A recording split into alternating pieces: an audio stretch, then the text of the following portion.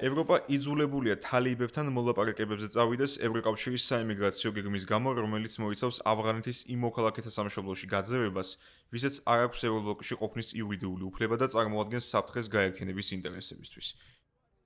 მიმდინარე წლის მაისში ევროკავშირის ხელმძღვანელობამ შესახვედრად ოფიციალური მიწვევა გაუგზავნა ავღანეთის დროებით ხელისუფლებას, რის გამოც ბრიუსელს არაერთი განმარტების გაკეთება მოუწია.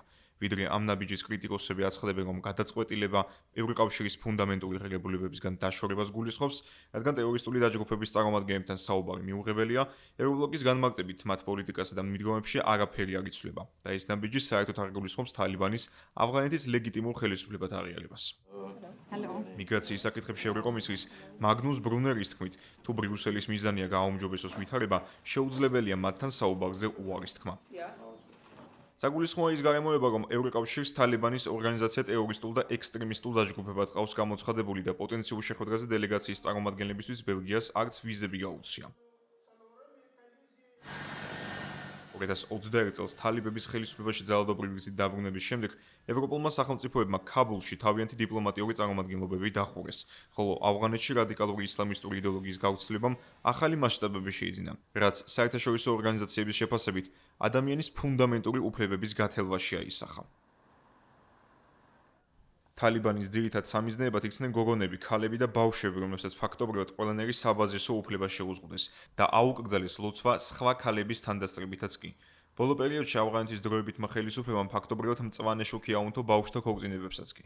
ამ ფონზე უფლებადამცველები ეჭვქვეშ აყენებენ ევროკავშირიდან მიგრანტების ავღანეთში დაბრუნების სამართლიანობის საკითხს. მათი თქმით, ერთი მხრივ გასაგებია ევროპის სახელმწიფოთა უსაფრთხოების ინტერესები, თუმცა მეორე მხრივ, როგორც ამბობენ, გასათვალისწინებელია ადამიანის ფუნდამენტური უფლებების დაცულობის საკითხიც.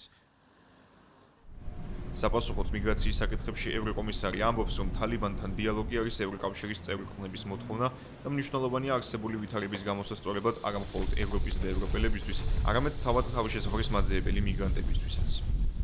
საგულისხმოა, რომ ბოლო პერიოდში ევროპული ქვეყნები სულ უფრო მტკიცედ უდგებიან მიგრაციის საკითხს, რის მიზეზიც არის კონტინენტის მასშტაბით ულტრამემარჯვენე ძალების მხარდაჭერის ზრდა. ევროკავშირის წევრი 27 ქვეყნიდან თითქმის 20-მა ოფიციალურად გამოთქვა ინტერესი ავღანეთში დააბრუნოს ზოგიერთი მიგრანტი, რომლებსაც არ აქვთ ევროპაში დარჩენის უფლება, განსაკუთრებით კი ისინი, ვინც დანაშაულისთვის არიან მსჯავრდებულნი. ზოგიერთმა ქვეყანამ უკვე მიიღო ზომები, მაგალითად 2024 წლიდან გერმანიამ ქვეყნიდან 100-ზე მეტი ნასამართლები ავღანელი გააძევა.